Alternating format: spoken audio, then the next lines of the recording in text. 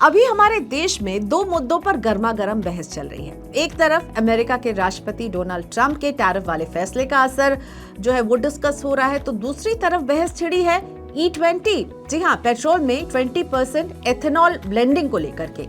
Social media से लेकर news चैनलों तक हर जगह तरह तरह की बातें हो रही हैं, सवाल उठ रहे हैं और इस बहस के बीच केंद्रीय परिवहन मंत्री नितिन गडकरी भी लोगों के सवालों के कटघरे में खड़े हैं।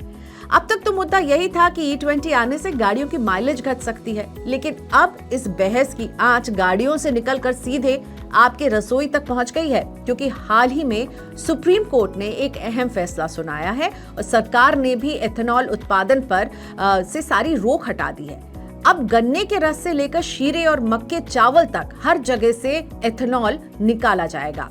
लेकिन यहीं से नई कहानी शुरू होती है, क्योंकि जब किसान मक्का और चावल की ओर भागेंगे तो तेल वाली फसलें घट जाएंगी और नतीजा ये होगा कि आपकी रसोई तक आते आते ये जो खाने का तेल है ये भी महंगा हो जाएगा।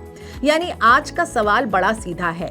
भारत जो दुनिया का सबसे बड़ा तेल खरीदने वाला देश है, वहां किसान सोयाबीन और मूंगफली छोड़कर मक्का और चावल क्यों बोने लगे हैं, और इस बदलाव का असर आपके किचन के तेल के दाम से लेकर देश की जेब तक कैसे पड़ सकता है।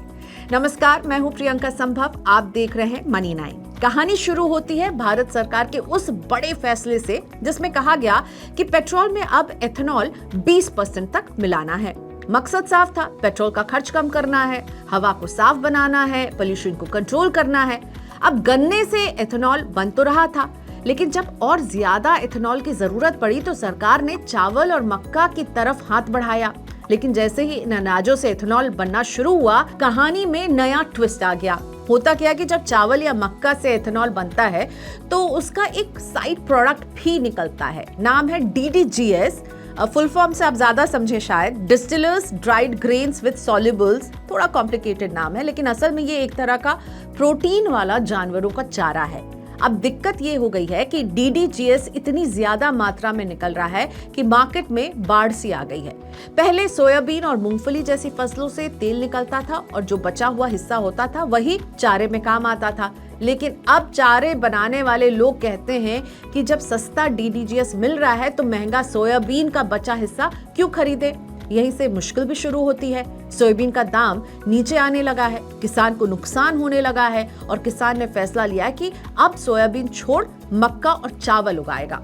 अगर आप महाराष्ट्र के नासिक इलाके में जाएं तो ये बदलाव आंखों से दिख जाएगा। वहां रहने वाले किसान मधुकर लोंढे पहले 6 एकड़ खाते में सोयाबीन बोते थे, लेकिन 2 साल से कीमत इतनी गिर गई है कि लागत भी नहीं निकल पाई है। इस बार उन्होंने 5 एकड़ खेत में मक्का बो दिया है और सिर्फ 1 एकड़ पर सोयाबीन लगाया है, क्योंकि मक्का से दाम बेहतर मिलते हैं और साथ ही गायों के लिए हरा चारा भी मिल जाता है। लोंढे ऐसा करने वाले अकेले किसान नहीं हैं। रॉयटर्स की एक रिपोर्ट बता रही है कि आसपास के करीब 2 दर्जन किसानों ने यही रास्ता अपनाया है और ये बदलाव अब सरकारी आंकड़ों में भी दिख रहा है।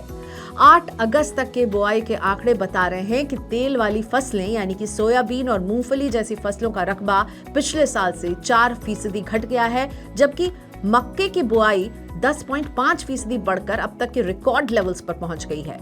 सवाल ये उठता है कि अगर किसान ही तेल वाली फसल छोड़ देंगे तो फिर देश का तेल कहां से आएगा। यहां से कहानी गंभीर हो जाती है। भारत पहले से ही दुनिया का सबसे बड़ा तेल खरीदने वाला देश है। 20 साल पहले हम 4.4 मिलियन टन तेल बाहर से मंगवाते थे। आज ये बढ़कर 16 मिलियन टन तक पहुंच गया है और अगर यही हाल रहा तो अगले 6-7 साल में ये आंकड़ा 20 मिलियन टन से भी ऊपर चला जाएगा। अब जरा सोचिए, जब भारत जैसा बड़ा देश इतना ज्यादा तेल खरीदेगा तो दुनिया भर में तेल के दाम भी और ऊपर ही जाएंगे ना। यही डर मलेशिया के पाम ऑयल कारोबारियों से लेकर अर्जेंटीना और ब्राजील के सोया ऑयल प्रोड्यूसर्स को है। असल में चिंता सिर्फ इंपोर्ट के आंकड़े तक सीमित नहीं है। देश ने पिछले साल खाने का तेल खरीदने में 17 अरब डॉलर से ज्यादा खर्च किया है, जबकि सरकार का लक्ष्य है कि घरेलू उत्पादन को बढ़ाकर 2030-31 तक 25 मिलियन टन से ज्यादा किया जाए। लेकिन हकीकत ये है कि DDGS की बाढ़ ने ये पूरा प्लान डगमगा दिया है। सॉल्वेंट एक्सट्रैक्टर एसोसिएशन के एग्जीक्यूटिव डायरेक्टर बीवी मेहता कहते हैं कि जैसे जैसे लोगों की आमदनी बढ़ रही है वैसे वैसे तली भुनी चीजों और मिठाइयों की मांग भी बढ़ रही है और यही वजह है कि तेल की खपत हर साल 3 से 4% की दर से ऊपर चली जाती है, लेकिन उत्पादन की रफ्तार मांग के मुकाबले बहुत पीछे है। इधर डीडीजीएस की बाढ़ ने एक और समस्या खड़ी कर दी है। भारत में मांस और डेयरी उत्पादों की खपत दुनिया के मुकाबले बहुत कम है। बड़ी आबादी शाकाहारी है, जो मांस खाते भी हैं वो भी कभी कभारी खाते हैं, यानी हमारे यहाँ पशु चारे की खपत सीमित है। नतीजा ये है कि कुल डीडीजीएस उत्पादन का लगभग आधा हिस्सा तो देश में खप जाता है, लेकिन बाकी को ठिकाने लगाना मुश्किल पैदा कर रहा है। डिस्टिलरी कंपनियां इसे बाहर भेजने की कोशिश कर रही हैं। 2022 में जहां सिर्फ 16,000 टन इंपोर्ट हुआ था, वहीं 2023 में ये बढ़कर 3,54,000 टन हो गया। भारत अब इसे बांग्लादेश और वियतनाम जैसे देशों को भेज रहा है, जो अब तक अमेरिकी डीडीजीएस खरीदते थे, लेकिन एक्सपोर्ट की ये कोशिश अभी बहुत छोटी है, जबकि उत्पादन का पहाड़ बहुत ऊंचा है। तेल उद्योग के लोग भी इस समस्या को बहुत गंभीर मानते हैं। लखनऊ के ऑयल मिलर अजय झुंझुनवाला बताते हैं कि इस साल जितना डीडीजीएस निकला है उसका आधा ही देश में खप पाएगा। अगर बाकी को ठिकाना नहीं लगाया जाएगा तो तेल वाली फसल का उत्पादन बढ़ाना बहुत मुश्किल हो जाएगा। वैसे सरकार ने किसानों को भरोसा दिलाया है कि अगर वो तेल वाली फसल बोते हैं तो उनकी पैदावार की खरीद सरकार करेगी, लेकिन सवाल यही है कि जब तक डीडीजीएस इतना सस्ता और भरपूर रहेगा तब तक सोयाबीन या मूंगफली की मांग कैसे बढ़ पाएगी, और अगर मांग नहीं होगी तो किसान इसे क्यों उगाएंगे।